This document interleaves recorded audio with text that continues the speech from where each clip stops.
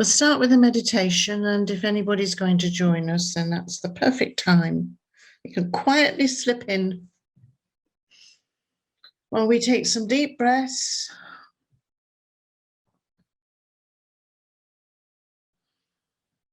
Let those shoulders go. Find your posture and feel comfortable in your space. And just start regulating that breathing. First of all, some lovely deep breaths, and then arriving at the breath at your nostrils. And we'll start with some mindfulness, a few rounds of mindfulness breathing.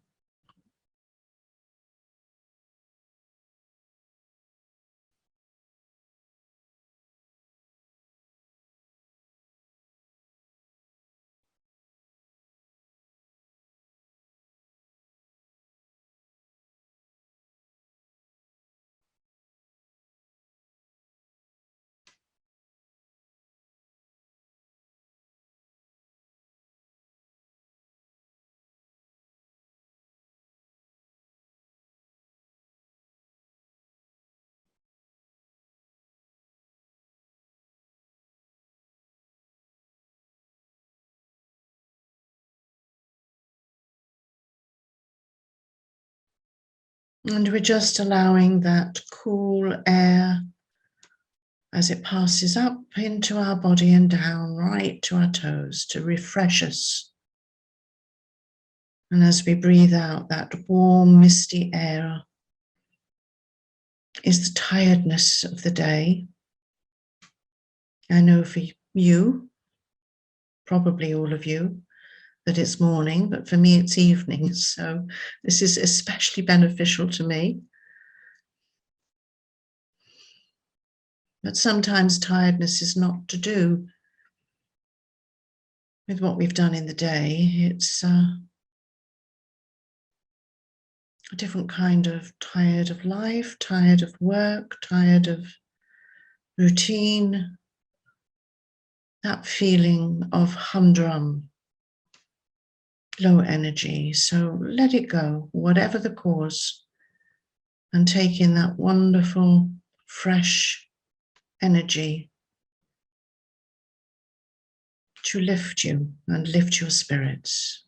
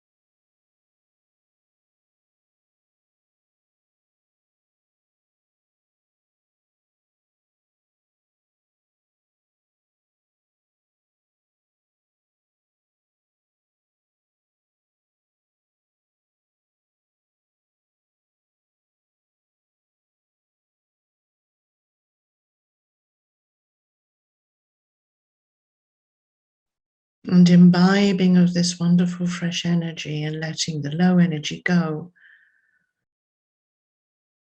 also enables us to recognize what crowds our minds, the thoughts, the busyness, the chatter. And as we breathe out, we let those go as well. So it's clean, spacious in, and cluttered and impure out.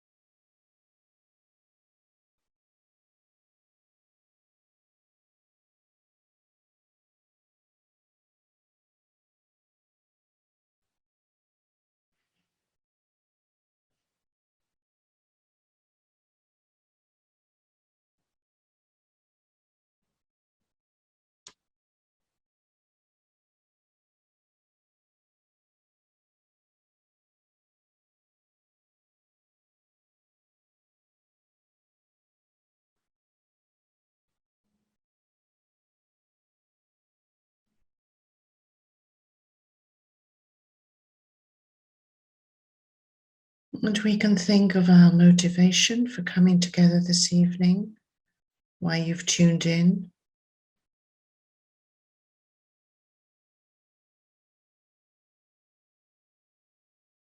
How you take refuge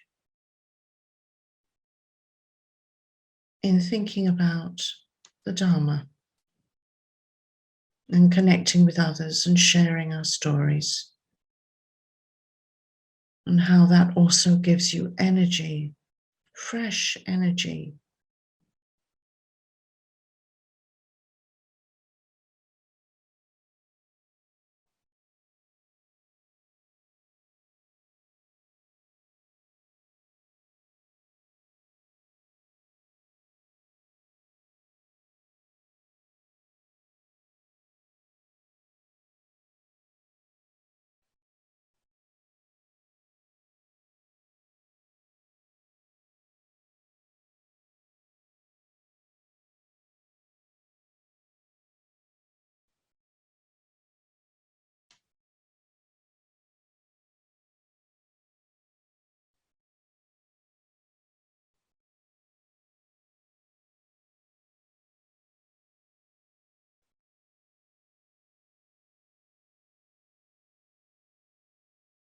And perhaps you picked up on an image from last week's session that energizes you, something from your guided visualization, the helper, the gift, something along the way, and how that gave you fresh energy.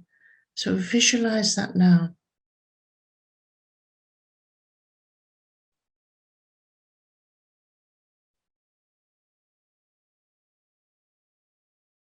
And take it into your heart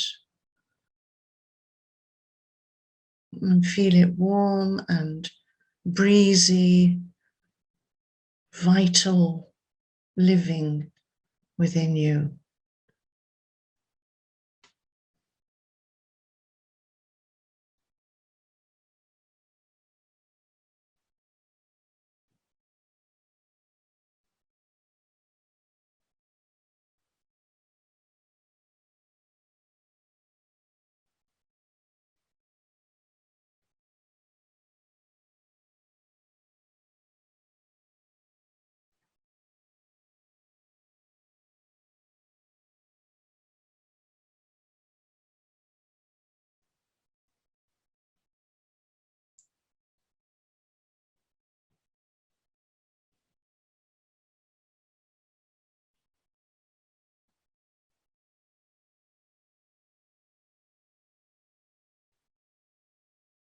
And just send that energy in the form of light all the way around your body, like a final blast before you end the meditation. And feel your life force as if it's had a long drink of clean, fresh water.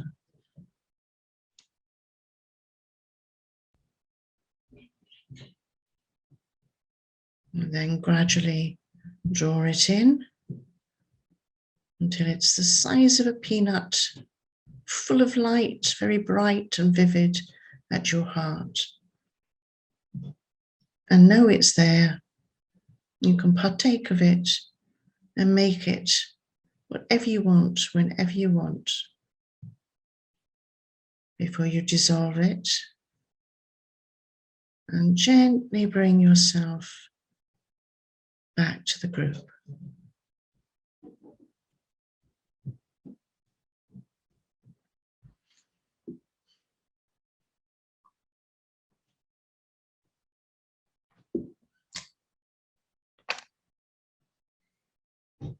Okay.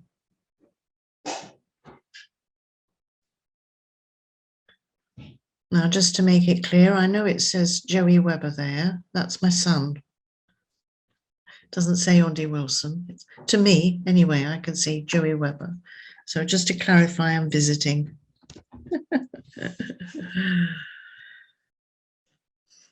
So this week is the last of this little set that I've done this summer. And I'm sure I'll be back in the autumn. I can't remember if I've got any dates with Venerable Dundra, but I will check with him. I think it's sometime in the autumn, October, November, something like that. So it's been lovely working with you. And this week, I would like to focus on the concept of attachment.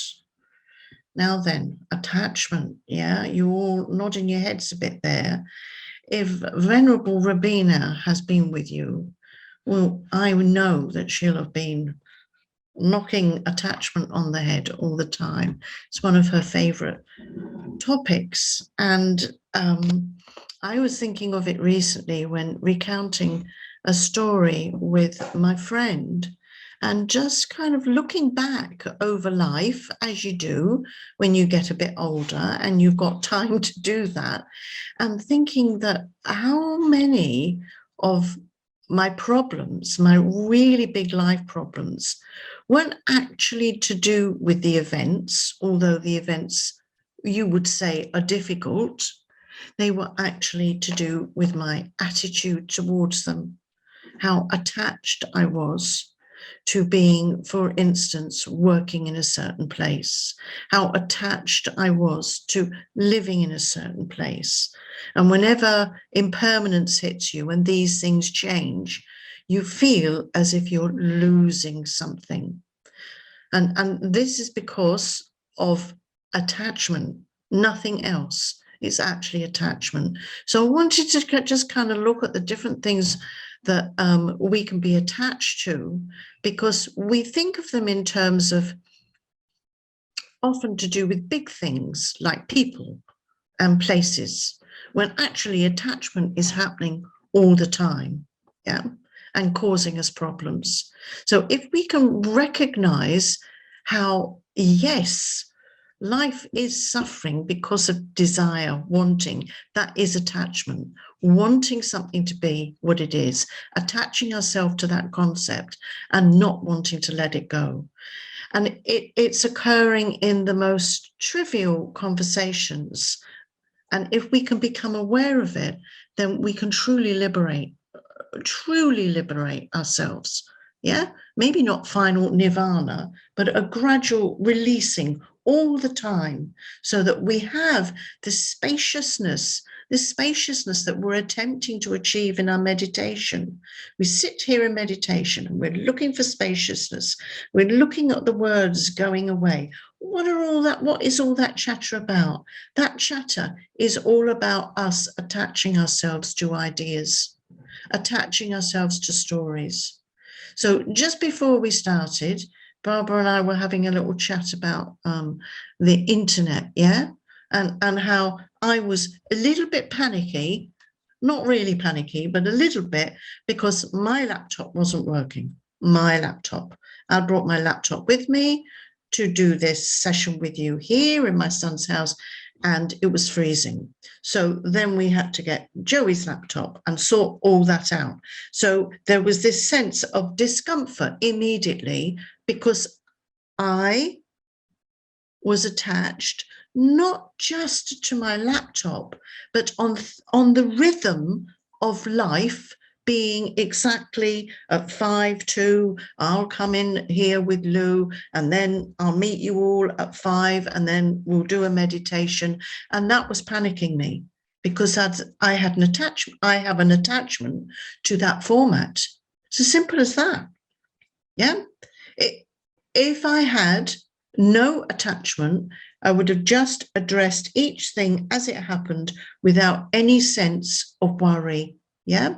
And you're going to say, well, of course you're concerned because I would be letting you down. Yeah. That's attachment too. That's attachment too.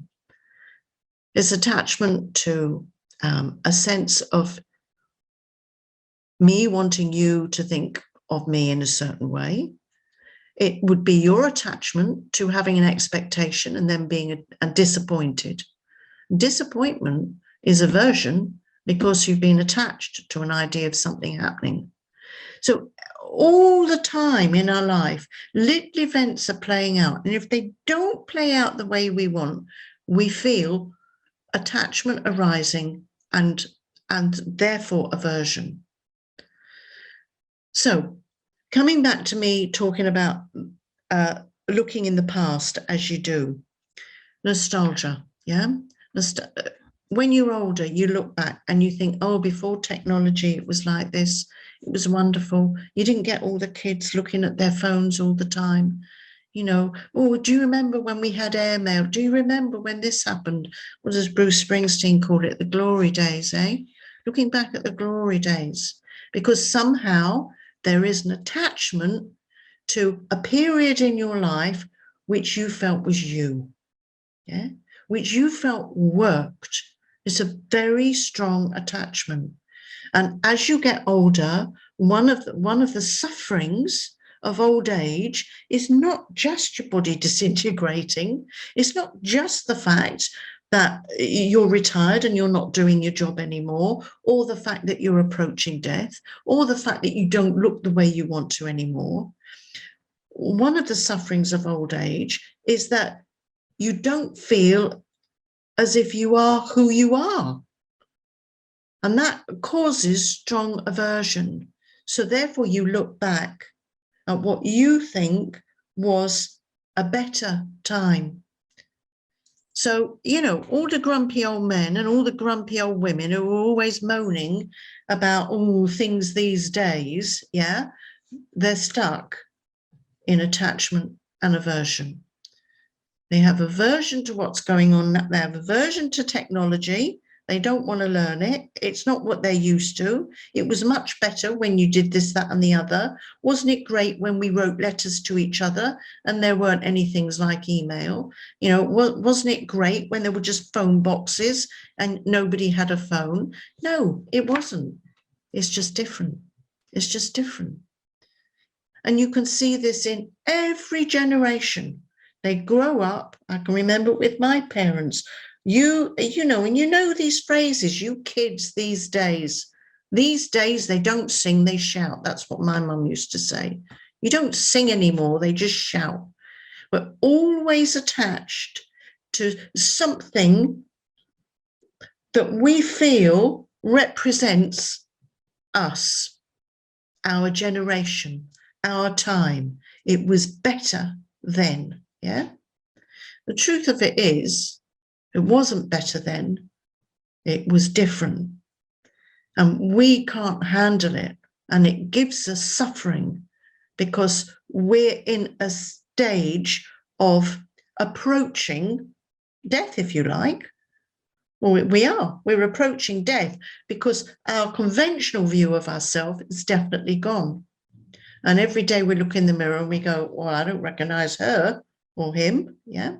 So that's one of the sufferings of old age, is this concept of nostalgia. And nostalgia really is happening when this moment becomes what happened then. When this is finished, there'll be nostalgia for, do you remember when we did those sessions with Ondy? Yeah? Or I will say, anyway, oh, I did some great sessions with Santa Fe. I really enjoyed that. Nostalgia. There's never a clean moving on. There's always a link to the past because it gives us identity, which the ego craves. So that's what I wanted us to think about tonight, is how it's not just people, you know, it's obvious that love, you know, we say we're in love with somebody and it's attachment, yeah? Because we're expecting something back. That's a conventional view. It's not genuine love. It's romantic love because I love you as long as you give me something back. When you stop giving me something, you know, this is the conventional discussion about attachment. When you stop giving me something, then I have aversion to you. Well, what I'm looking at is the more subtle play of attachment every day of our life. The way we're attached to our homes, the way we're attached to how things sit, you know, on the sofa with the cushions in that corner. Everything is giving us a sense of security and identity. And if anybody comes along and shakes that up, aversion arises. Yeah. So when major things happen to us, like our kids grow up and leave, we go through massive problems because we are attached to the idea of being a parent or a grandparent. When they stop treating you the way you want them to treat you, then we have massive problems because we're attached to an idea of how they should treat us. There's a word, should. You know, this should be happening. If we have to leave a home, and so many people do have to leave homes, not choose to leave, but have to leave homes, then there's a massive attachment to the house. It's as if the house is our identity. And the older we get, the more difficult it is. You know, if old people go into homes and they've been living in their own home, well, that hasn't happened to me yet. Massive attachment, loss of identity. We're attached to food, which gives us lots of issues, doesn't it? You know, because if we eat a certain kind of food, then it makes us, oh yeah, I really like this. And if we're told not to eat that food because it's unhealthy for us, then aversion arises. And it's very difficult to change that. We get attached to cigarettes, we get attached to alcohol. Each day, our regular life pattern, if it's disturbed in any way, attachment arises. Now, I want to talk about this because obviously I want to see how it resonates with you, and also whether you want to ask questions about it, because some of the ideas around attachment is, well, for sure you're going to be disappointed. For sure, you know, nobody wants that to happen. But then I want to ask why. Because can you imagine a life where whatever happened, you accepted it? It didn't upset you. If you separated from somebody, you just went, oh, well, there we go, we're moving on. Or maybe instead of building up a huge resentment for somebody and an aversion, instead you just let the attachment go. This is a trick. This is a great trick. Because if you practice the Dharma, you can see the attachment if you separate from somebody, if you have to leave a home, if your kids grow up and leave, any of these big life decisions, you can recognize the attachment. And then before aversion arises, you can let go. And then you're liberated. And that does not mean that the love is less.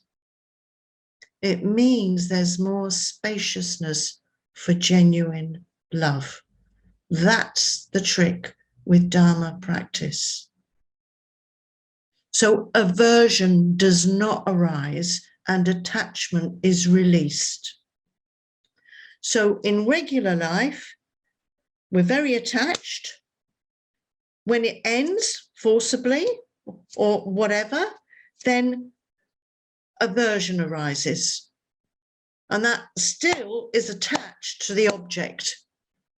The object's still there. Whenever you think of the person who left you, you hate them. They're still there, yeah? But if, when attachment is relieved, you just let that go, you just let that go, you keep letting it go, then it leaves your mind and it gives you all the spaciousness to, if they ever come into your mind, to have forgiveness, compassion, understanding, a Dharma point of view. And you are free.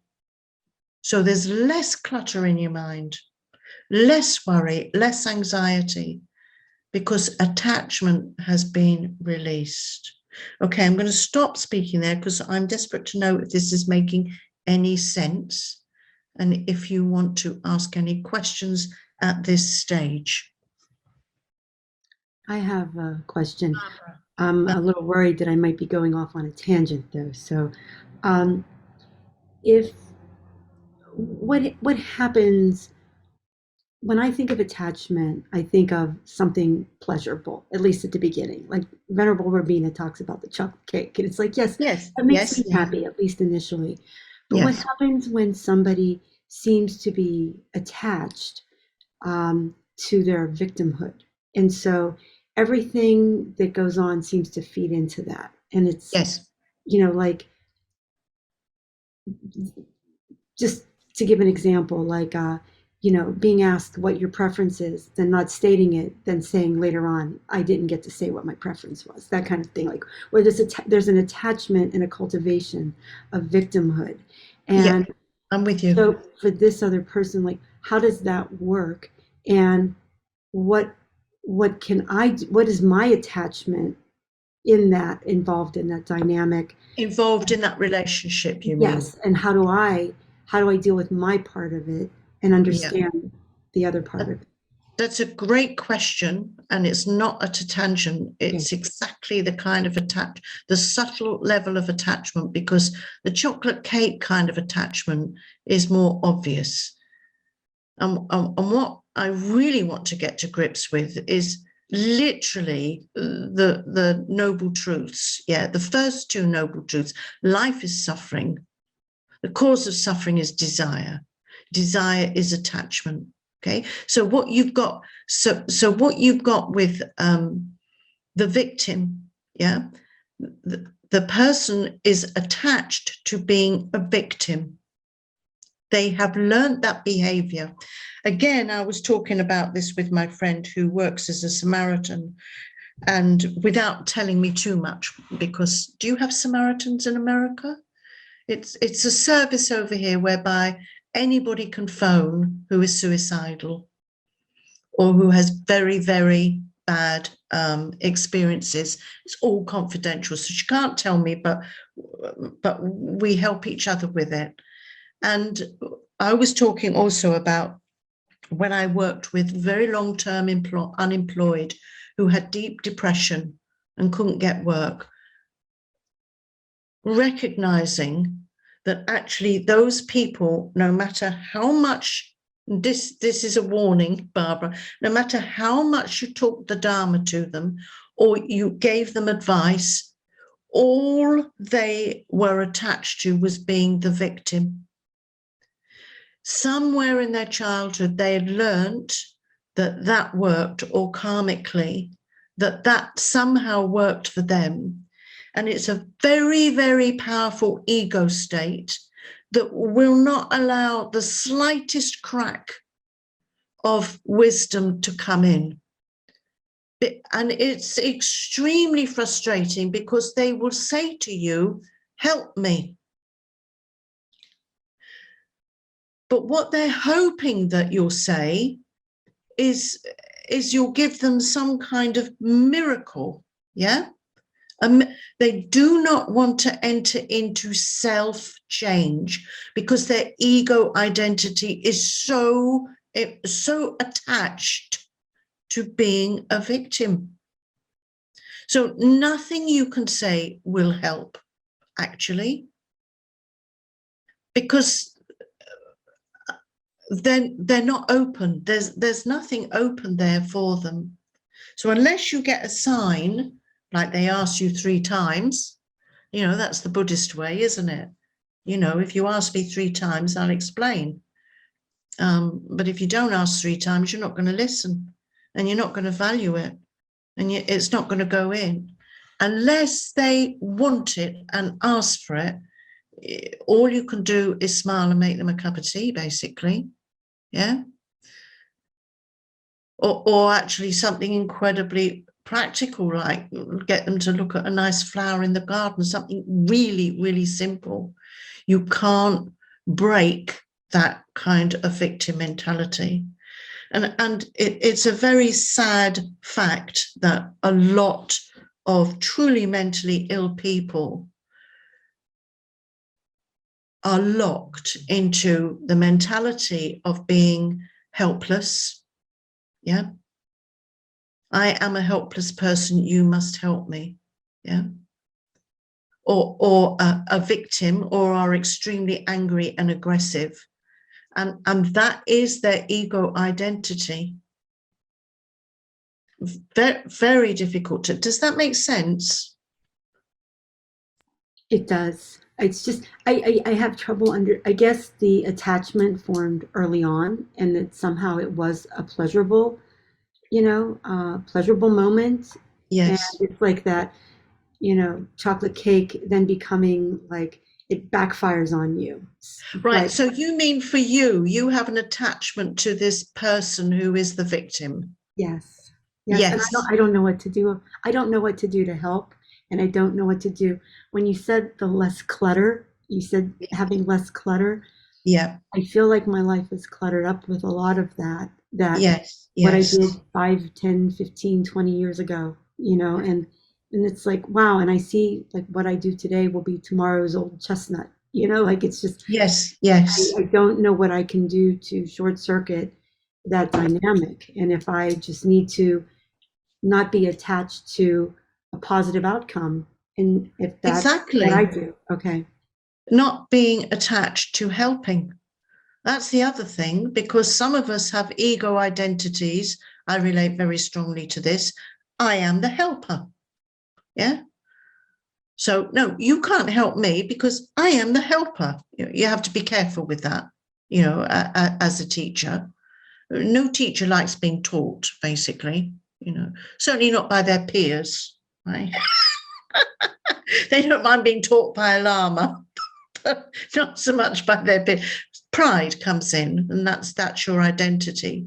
So I think there will be an attachment for you in, for sure there's compassion, and we have to make sure we don't complicate attachment with a compassion, because you want to help, yeah, and it's pleasurable when you see them smile or they're helped. But you have to be really canny with this and use your wisdom to go, is it, am I just getting pleasure from this because I'm the helper and I'm not actually helping? Or is this actually a weight that I'm carrying and it's not doing either of us any good? Can I help or can I not, basically? But for sure that attachment to helping is also there. And when we can get to a point, and I think I relate to this, I always use myself because that's the best way I feel I can relate, especially to, a group such as yourself. If I think of myself as a mother and how I was the helper, the nurturer, the carer, and then you get to a point where actually they're starting to care for you and they don't want your help. And in fact, they get a bit pissed off if you do help, yeah, because they can do it themselves, yeah. Then that whole thing, you can see in stories and films that the mother attachment is actually causing aversion in the children, the backing off. They don't want to be with them. Oh, it's mum again, with her good advice. So you have to take care, because the more you just go, okay, then actually there's more space for genuine love and they'll be attracted. So again, it's the irony in Buddhism that it's not the clinging and the wanting that will bring you the happiness, is actually the spaciousness that will give you genuine feelings of happiness. And maybe that's the same for you in this relationship with this person, is the spaciousness, and they might perhaps become less of a victim if you're not so willing to help. Does that make sense? Yes, I think you hit a few nails on the head with your words. Mm, There's quite a lot for me to think about in there. great. I just get tired of being like accused of doing, like the history changes, and it's all like skewed to be this kind of like oppressive quality. And I didn't Yes. experience it that way, but that's not the narrative that gets told. And so it just gets very confusing. And I think space is a good idea. Just a little distance is a good idea. Lots of But space. yeah, yeah. Standing Thank back. you very much. Yeah, That just was just removing very yourself. revealing. The universe tends to, you know, I know that's hippy dippy, but actually it's true. You know, the more space you find, oh, well, that's a turn up, you know, and you're not doing anything apart from your giving space. Yeah. Thank you. Yes. Thank you. Thank Well, you. Tracy, Linda, anything happening here? Lou?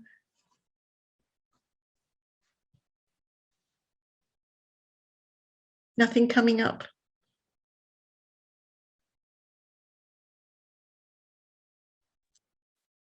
I think it's great what you've said.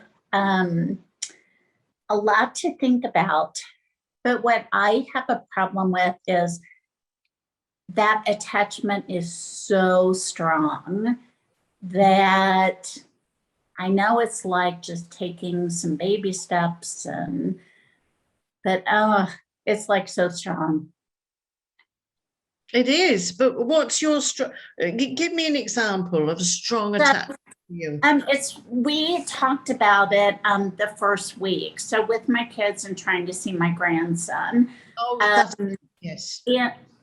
So I had a conversation with my son, and he just kept like going away from the conversation. And so I finally just said to him, you know, Ryan, can you read back through our text messages and just answer my questions? And he was like, oh, sure. And he hasn't done it. And so I feel like I'm in limbo. Like, if I don't say something, then I truly am the bad grandparent. Or if I do say something, it's kind of like what you just said, that you know, it's not that moment, like let them do what they need to do, like don't give them the advice. So a lot of the attachment is how I feel. So I don't know how to step away from that, I guess is what I'm saying. Does that make sense? Yeah, it does. When you say you don't know how to step away, do you mean just that because the attachment's so strong, you can't stop yourself? It's like an addiction to getting in touch with them. Yes. Yes. And so I listened to what Venerable Rabina says about, you know, watching, you know, your what you say and stepping away and not saying a word. But yeah, the attachment is so strong that, yeah, you know, and then I've had people say it just comes from practice. And so, yeah, yes, it does come from practice, but sometimes we can be creative. You know, the Dharma gives us ways of working with our mind and observing the attachment, and you must keep doing that because it's a very gradual change. But what you could do is think of a way in which, because you clearly want to express yourself, and you want answers, and you're not getting answers. So there's enormous frustration in that you're asking and nothing's coming back. So, you know, I'm just thinking creatively, if you kept a journal for your granddaughter and you wrote in it, you know, whenever you have this need or this wish or your frustration, or you wish you could share something with your granddaughter or grandson? I can't remember. Grandson.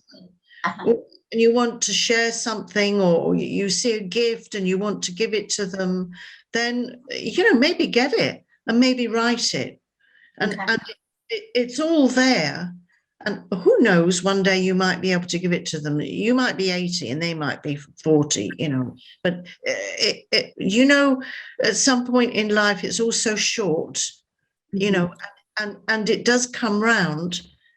Opportunities do come round to fix things if you keep in your heart that love.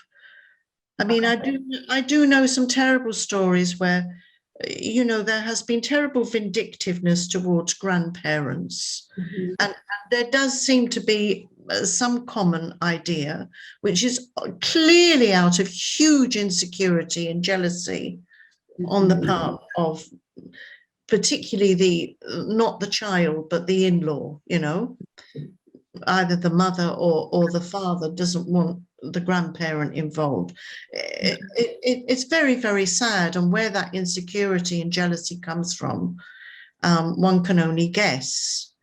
But that doesn't mean to say that the child won't want to know who their grandparent is one day. Okay.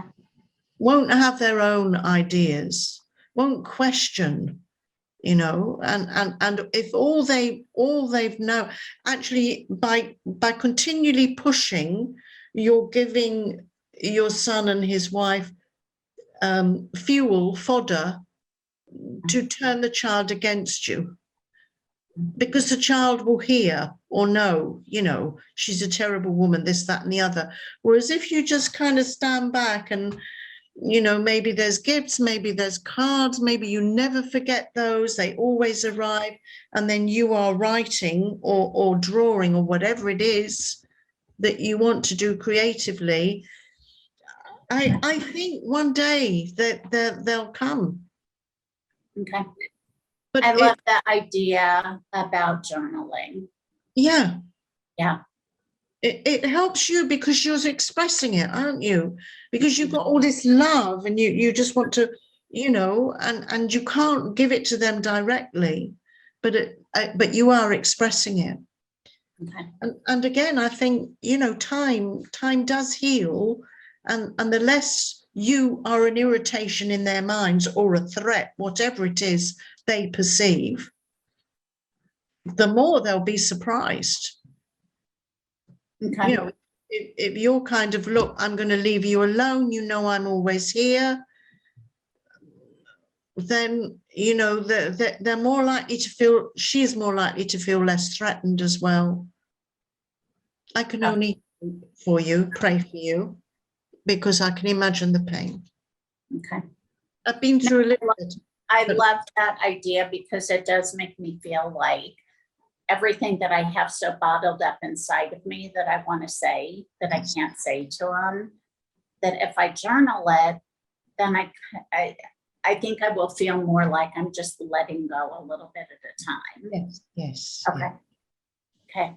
Brilliant. Yes. Thank you. Thank you, Tracy. Thank you. Do we have any other questions? Are we clear on the kind of level of attachment we're talking about here? This very subtle, every day, don't change my curtains. No, don't change that. Or oh, what's happening here? Now they're building this in town. Oh, and now, whatever technology or whatever happens in the world, we're always going, please keep it how it was. We have to really watch that. And I totally get it, because I'm a traditionalist and I love, my house is full of old stuff, basically. But still, we're in a tricky situation, because we're actually looking at the world and thinking, it was better then.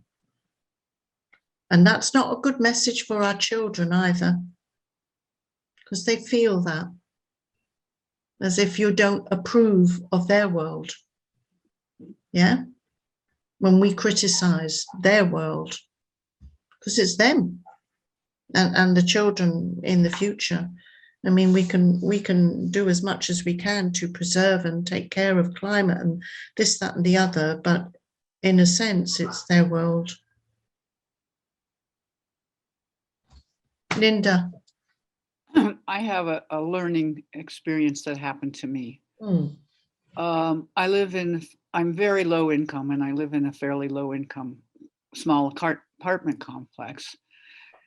And about 3 or 4 years ago, the landlords, we didn't realize it, but they were wanting to get divorced. Well, one was. They said, we're going to condominiumize. and sell. So I freaked, and everybody else did. Like, where am I going to live? And the housing market in Santa Fe is zero. They're all Airbnbs. It's a tourist town. So Right. anyway, that didn't happen. So for the last year, they've been trying to sell the whole place. And I just said to myself, where did it get me to freak out? Nowhere, angst. So I'm pretty low, like, well, when it sells, and then I'll go from there. Yes. But it was a hard lesson. Yes, but that's a beautiful example. Yeah. But, if you could, and it's always, this is one of the main teachings of mindfulness, why worry? The lamas always say, why worry? If you can do something about it, do it. If you can't, why worry?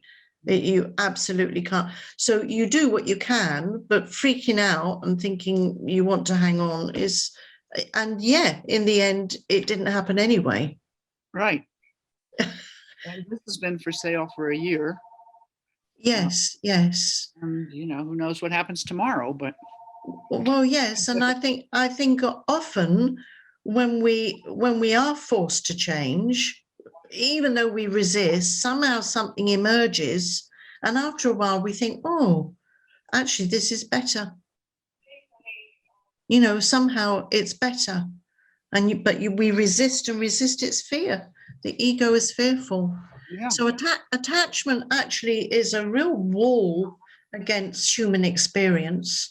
And if you look at so many people's lives who don't try to go anywhere, or they don't want to travel, or they don't want to change jobs, they don't want to change partners, it's all attachment, fear of change.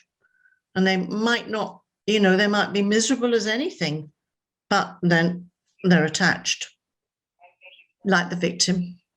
The victims of samsara. Thank you. Lou, thank you. I was going to say, sometimes attachment can be so subtle. It's a weight, but you don't know you're carrying it until you lose it. When I in Hurricane Andrew in South Florida, I lost everything. But all of a sudden, it felt like a weight was lifted off me. All these things that I've been holding on to, that I was attached to, and didn't realize how attached I was. Once they were gone, it was like I could start a new life. Yes. Yeah. Again, a brilliant example. And that's happened to me. It's like I thought, how can I, how can I let this go? How can I? And then suddenly it's like, it's truly a taste of nirvana, liberation. Truly, when we destroy desire, there's mini nirvanas all the time. Yeah. Thank you. Well, we're kind of getting to the end here. So Can I ask another question? Yes, please do. So what is the Buddhist prescription for, how Lou went from feeling all this loss to feeling relief? Is that like a process of recognizing the underlying fear or grief? Like what is the direct path from recognizing that you have an attachment to wanting your cushions on your couch to look a certain way and seeing that they'll never look that way, or whatever, from the trivial to the most significant? What is the process of letting go of that attachment? I don't know if you can. I think always applying the 3 marks of existence, which, life is suffering, everything is impermanent, and nothing has solid identity. In other words, is empty of inherent existence. So those 3 marks of existence underlie why there's so much suffering, is because we think things have solid identity. We think the house and the cushions on the sofa are somehow a part of our solid identity, so we can't let go of them. Yeah. And also we're not recognizing that no matter if you live 35 years in a house, it's still impermanent. You will move out, whether there's a fire or a flood, or you have to, or you split up, or you die. Yeah. And actually, the more we recognize this, then we kind of, it's kind of much healthier to have what happened to Lou than to stay in the same place and then die still totally attached to all your possessions and your house and the town, because you're creating the cause to be a hungry ghost trapped in that house, because you can't leave it, because it's you. You've decided it's you. I know we're entering onto another idea here, but that's how it happens, you know.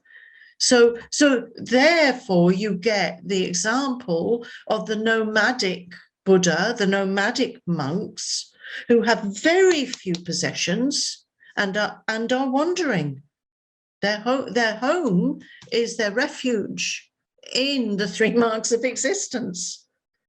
Because as long as I live my life in this free way, then I am attached to nothing.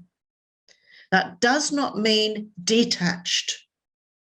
That means that there's more love for every experience and every person who enters my realm of experience. And that might be a husband and children, wife, whatever, for so many years. But then we know that that will end. Yeah.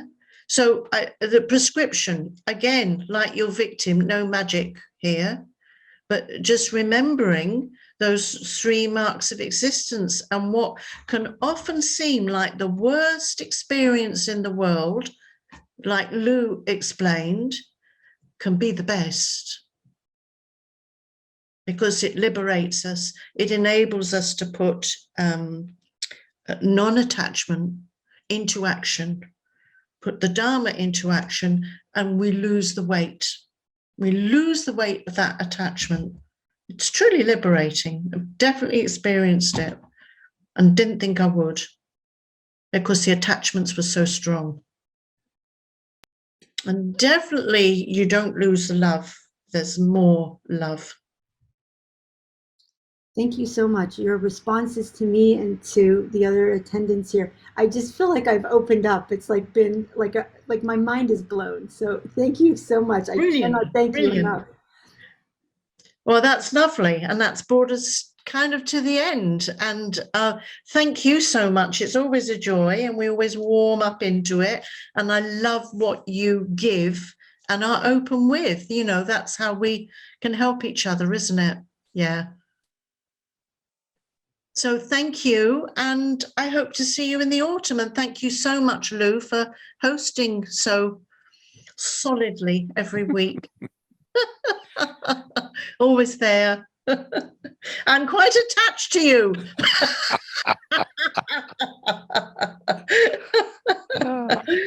Okay, have a lovely day. Thank you, everybody, for coming. Thank you.